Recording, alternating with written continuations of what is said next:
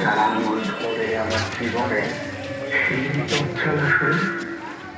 ছোটবেলায় বাবা যখন কাজ থেকে বাড়ি ফিরতেন, স্টেশন থেকে বাড়ি পর্যন্ত বাবা ক্লান্ত হওয়া সত্ত্বেও অটো না করে হেঁটেই বাড়ি আসতেন।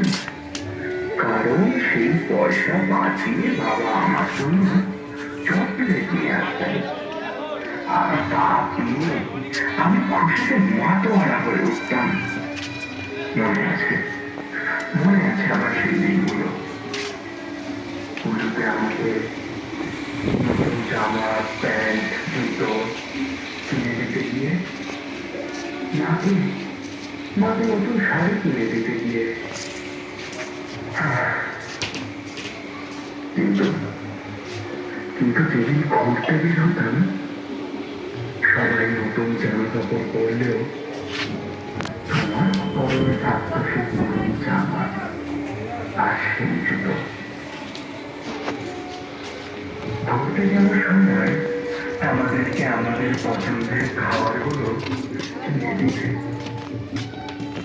কিন্তু তোমার পছন্দের খাবার